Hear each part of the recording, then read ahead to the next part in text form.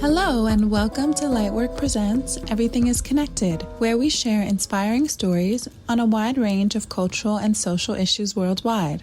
We also feature exclusive interviews and have creative contemporaries who are shaping culture in art, music, and fashion join us. So stay tuned because you never know who we'll have on the show. I'm the host and creator Folasade Ologundudu, and thanks for listening. This first season, we're highlighting artists, curators, and art professionals from across the globe as we explore the African diaspora. We're also joined by the allies and supporters who seek to empower creatives of color throughout the world. We speak on issues of identity, love, spirituality, heritage, craft, and what it means to be a Black artist today, and all of the things that come with being a creative professional in the art industry. We share thoughts on life, work, business, and current events. No idea is too mundane, and no topic is off limits. Each episode, like each guest, is truly unique. Join us as we continue the journey of sharing empowering and inspiring stories. Let's go!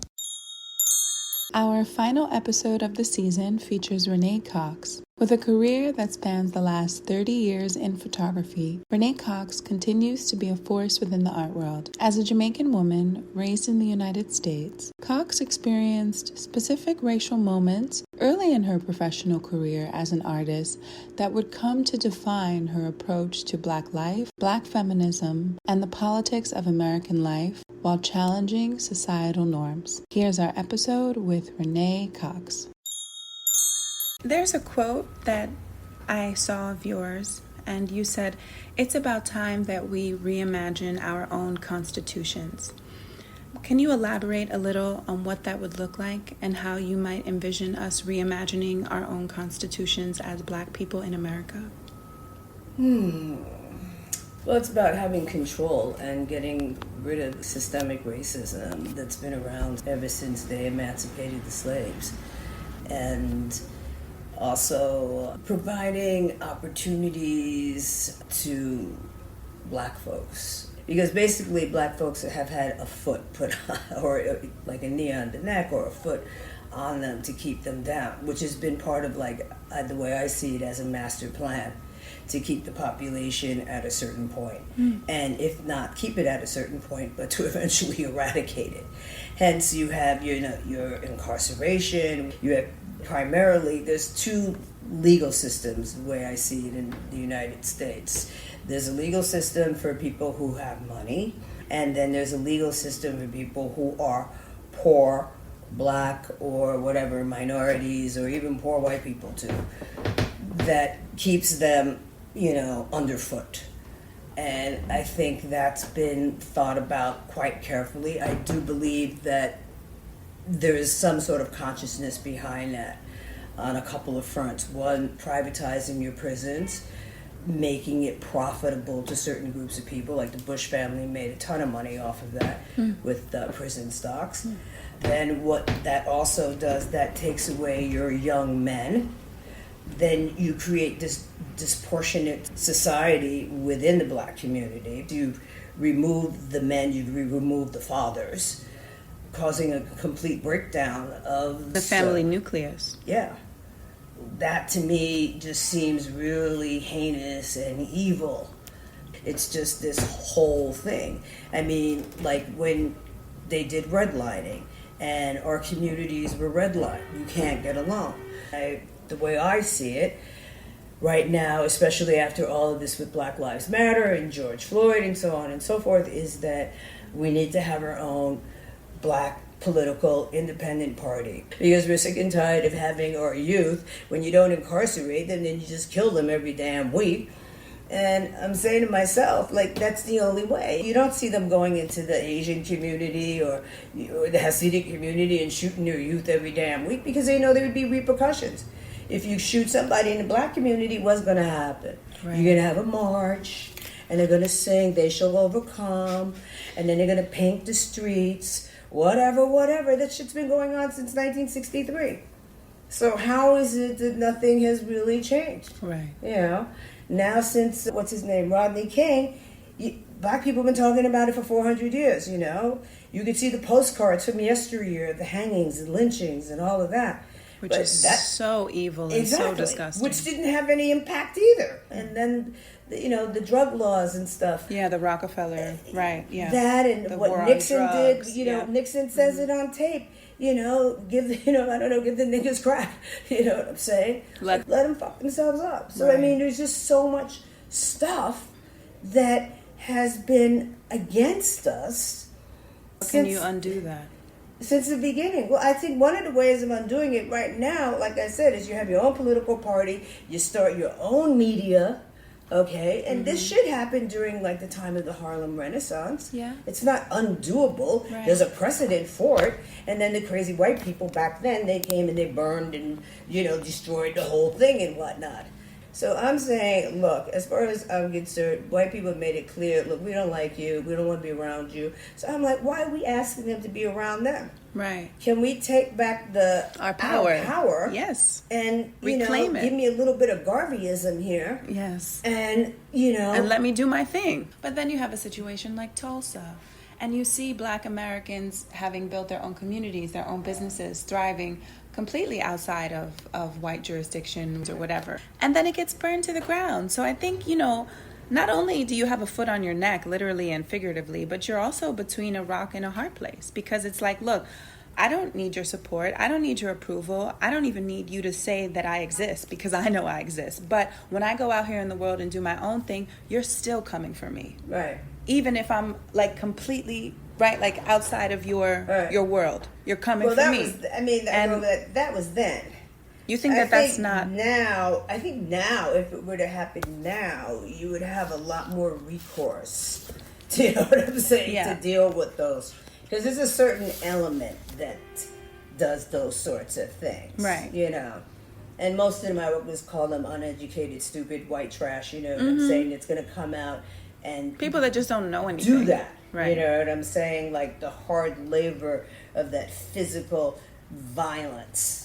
But that's what happened to Ahmaud Arbery. Right. I mean, that's that kind of physical violence. I'm gonna trap you. Right. Like an animal in a cage, and you're a human being, and you're like in the city that you live in, jogging. Right. It's the most absurd thing.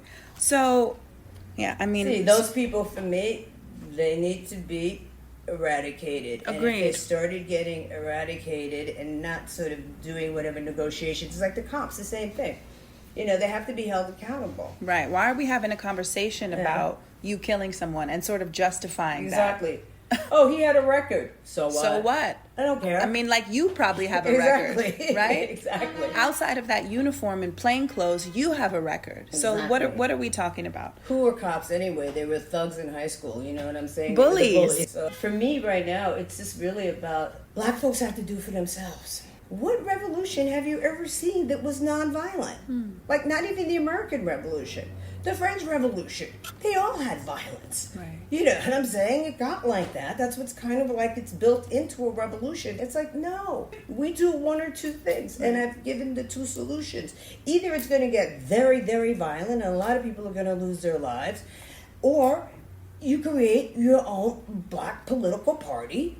And you create your own media, and then you create your own corporations, and then you worry about the education actually as like, sort of like, not the last thing, but the last thing. Because right now, what happened to our historically Black universities? I mean, for me, the way I look at it, I mean, people get mad if I say that, but I'll say it anyway. You just go there for stepping, and if you want to be in a fucking marching band, great, go there. You know what I'm saying? After that, I don't know what the fuck they're doing. Right. Before this whole integration and whatnot, there was research happening. We had great minds there. There were things going on. Right. Then they said, okay, now you all can come to our universities. So now our smartest, they're running Princeton, off to Stanford, fucking Stanford, Harvard, all the Ivy League schools. Exactly. Great. Now they come out and they can be like, I'm so fabulous. We have to take more of the approach what our children are getting is education. I mean, if you look at Nigeria, I'll use that as an example. If you look at their film industry, 20, 30 years ago when they started, they had like some real shit production, broke down, cameras, broke down VCR, the whole 9 yards. They sent their kids off to the States, Europe, wherever. They got education in film. Now they've come back, and now they're making great quality films telling their stories. Hollywood can't even get in there. Right. And they're perplexed. They're like, well, why? And they're like, we want a piece. We're not interested in your fucking Batman and Spider-Man, whatever. Right. It's like, why are you always asking Whitey to fucking validate you and to include you in his program? I was like, shit, if I was white, I don't care about you people. I'm doing my own thing over here. Yeah, why would I? I can pretend like, oh yeah, because I'm a conscious white person, whatever, but that's bullshit. Come on. So I know that you're Jamaican born, and I wanted to ask, do you think you would have explored the same issues had you remained in Jamaica, the country of your birth? No, probably not. No, because I had to have the experience of being, I think, in America. I mean, when you're in Jamaica, it's like you're in a little microcosm. The way I would explain it is to say, it's like, if I bring African American friends to Jamaica, they're like kind of in shock because they're like, wow, everybody's black. Like, okay, yeah, the doctor's black, the garbage man's black. The politicians are black. Everybody's black, basically. You know what I'm saying? Period. And they're kind of surprised by that. Yeah. And they're like, running their show. So I think had I stayed in Jamaica in that kind of environment, it would not have been, the issues of inequality perhaps would not have come up, really. Right. Because what inequality would I be seeing? Exactly. The only inequality in Jamaica is based on class and wealth.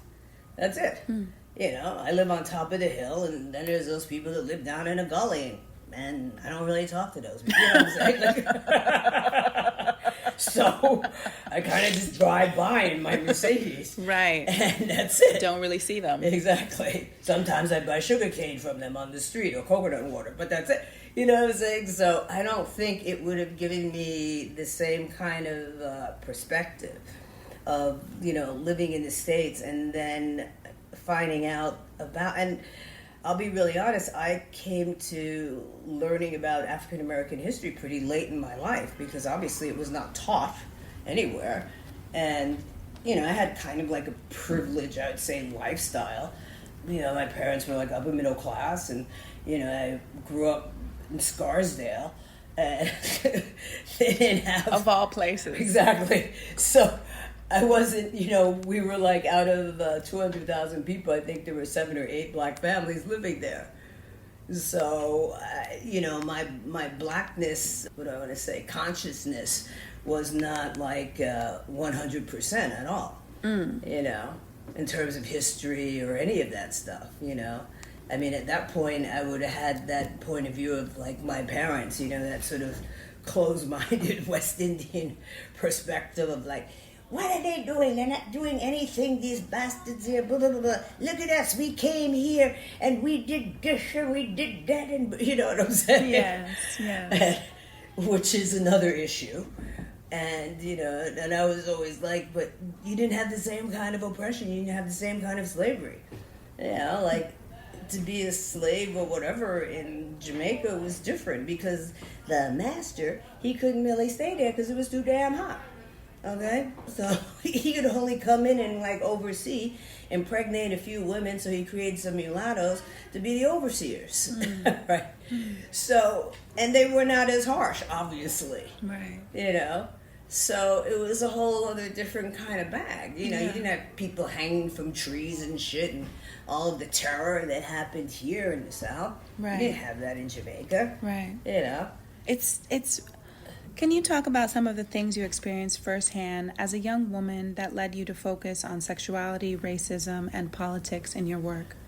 I would have to say it would be the first time I acknowledged that I experienced some degree of racism. And when it happened, it was, it's not really an interesting story, but it's just a story that made me kind of go like, huh? Like, you know. So just to be brief about it, it was like, you know, I had a white girlfriend, I was in my studio and I was working, and she's calling me up and she's like, come out, I want you to meet these people, blah, blah, blah, they have a lot of money, they're this, and this, you know. I said, look, I'm in my studio, you know, I'm not like exactly, you know, wearing my little black dress and, you know, 5-inch heels. So I'm like, okay, fine. I'm down in Chelsea, the thing is happening in Upper West Side, so I get in my Jeep, I go there, and I meet this other friend of hers who's there already, and, you know, we're having a little conversation, chit-chatting and whatnot. And then the so-called rich guys come in, you know what I'm saying? And then her friend that I was chit-chatting with goes over to the rich guys. And I guess what happened was, you know, they get a gander at me, who's wearing like overalls, you know what I'm saying? With like paint splatters on it and stuff. But the message was, when the other guy comes back over to me, he goes, oh, you can go now. I'm like, excuse me? What do you mean I can go now? Like, what the fuck? What the fuck are you talking about? I can go now? Who are you? Yeah, like what the hell? Get out of my face. Because, of course, my stupid girlfriend is, like, late, right? So, and something, I can go now? I said, nobody's going to tell me I can go now. What the fuck is this? She gets there, right? And she's with another friend of ours, another white girl, and now she's saying to me, no, what do you mean? It's like, no, it's not, I don't know what you're thinking about, because it's like, no, they want you to come back, you know, come back. Are you out of your fucking mind? People tell me I can go. I'm not coming back to anything, you know what I'm saying? They're saying probably come back because they want to fuck you, and they don't want to disturb the pot, so to speak, right? So it's like, they're like, yeah, let the blackie come back, and, you know, so we can have our way with y'all, you know what I'm saying? And I'm like, no way. So then I basically said to my friend, you know, it's either me or them, so she chose them, so I didn't speak to her for like at least 8 years after that. And that was my epiphany. So I say it's not a great story, but it was a story that put me over the edge, so to speak, that made me actually do the deep dive into the history in this country, and going to the Schomburg and looking through microfilm of like freaking lynchings that were happening back then, which is in the 90s, like, again, almost every week, except they weren't televised and nobody had videotape or anything like that. So that was the only way you were going to find out about it, because you had to look for some little teeny-weeny article in some local newspaper that had happened. A small little picture. Like there was something in Central Park in 1986 or something like that. It was like about this big. It was like, if it was an inch of print, that was a lot. 1986. I mean, that's the year I was born. Well, there you go. Things have not changed a lot.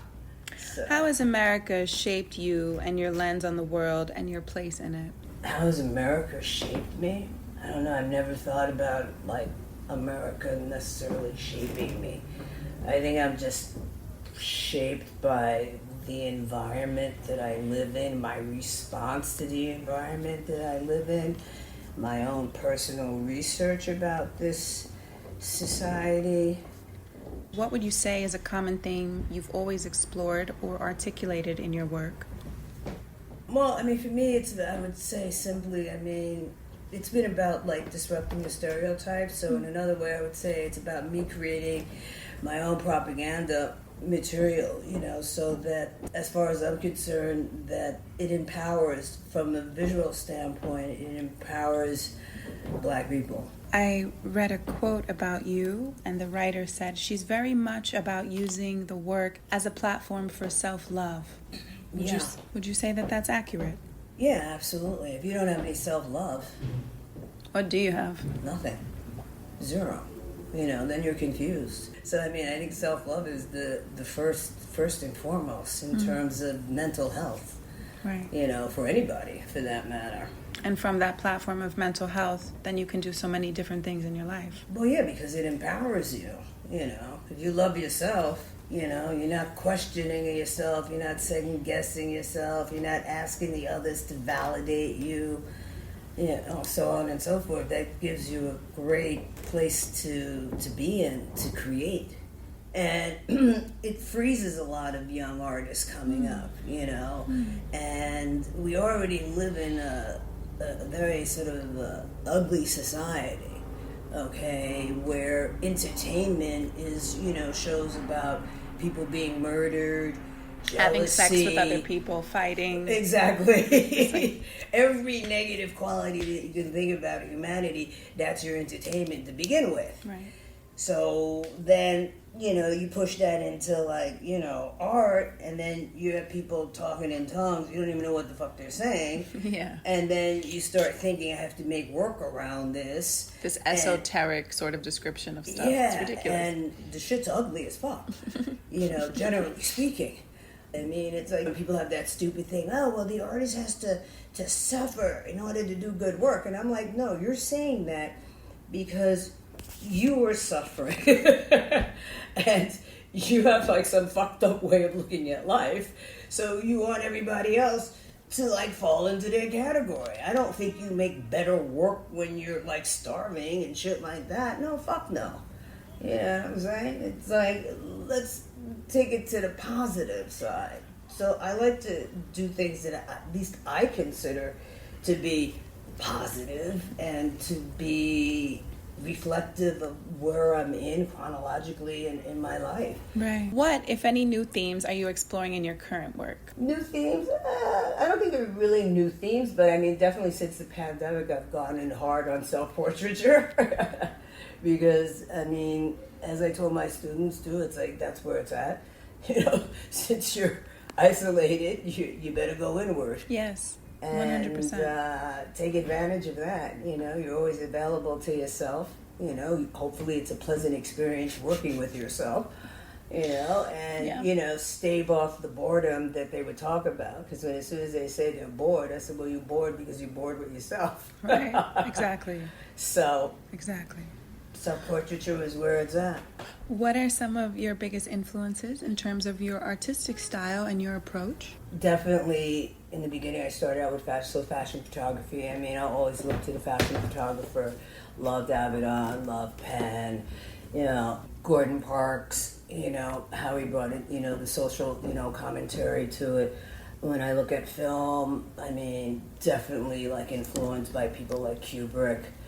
Love the way he would tell that story, from a narrative to the visual.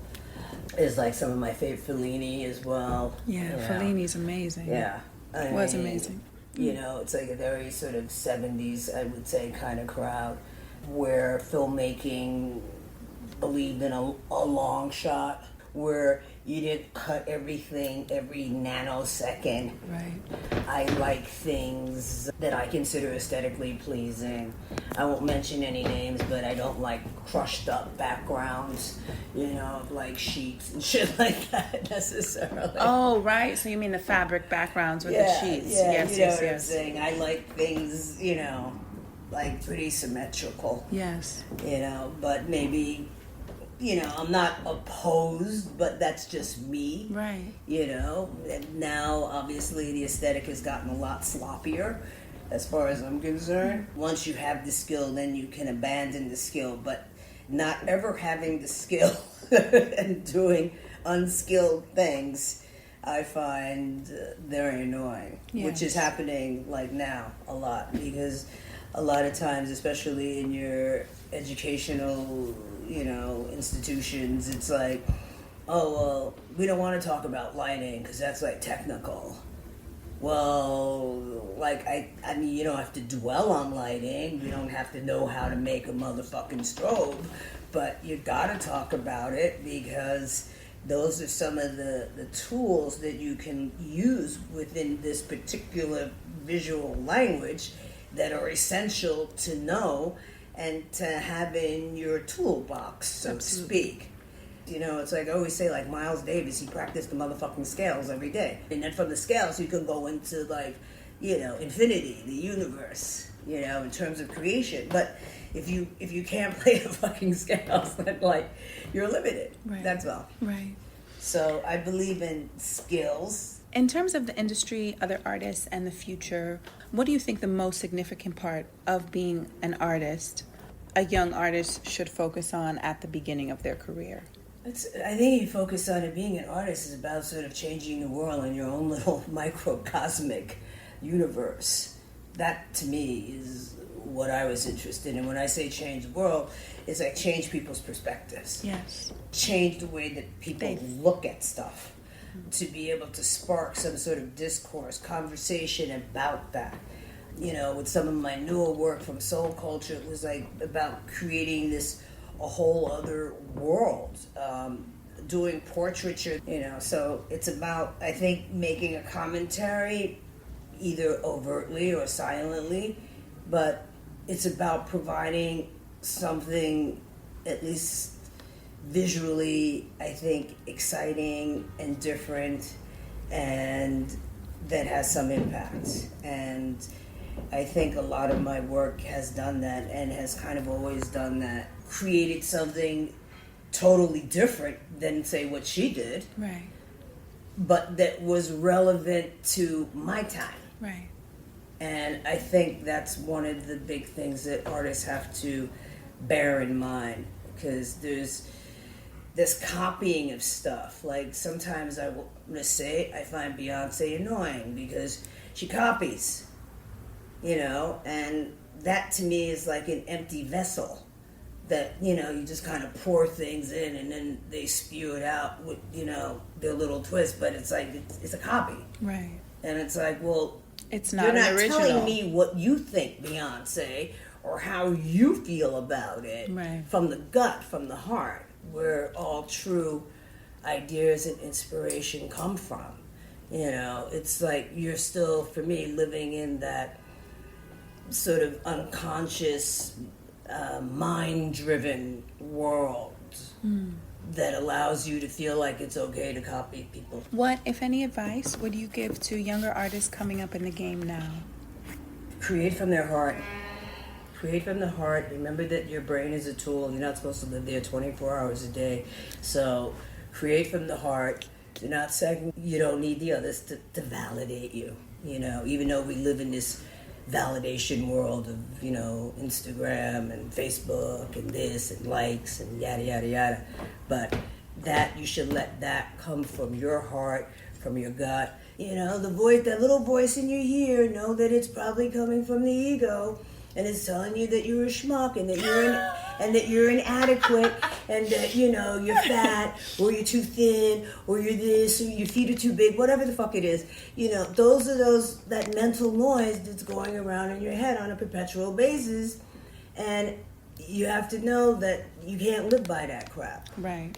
Now, a capitalist society wants you to live by it, because then you're going to buy more things and you're going to need more services. So I say, let that go, you know. And again, I go back to, I can't explain the entire thing like in one little session. So I say, go listen to people like Eckhart Tolle or anybody that's on that same wavelength, and find somebody that's on that wavelength that you can listen to and absorb the message. And just vibrate higher, right? Get on a higher frequency. Yeah. That's our final episode of the season. Thank you so much for joining us on this first season of Lightwork Presents Everything is Connected. We're going to take a quick break for the next month. We'll be back in February of 2021 with season 2. As always, stay motivated, stay inspired, and stay up. Peace and love, y'all. We out. I'm your host, Folasade Ologundudu, and catch us on our next episode. Thank you again for listening, and we'll see you next time on Lightwork Presents Everything is Connected. Conversations on culture and current events with some of today's most exciting creative contemporaries.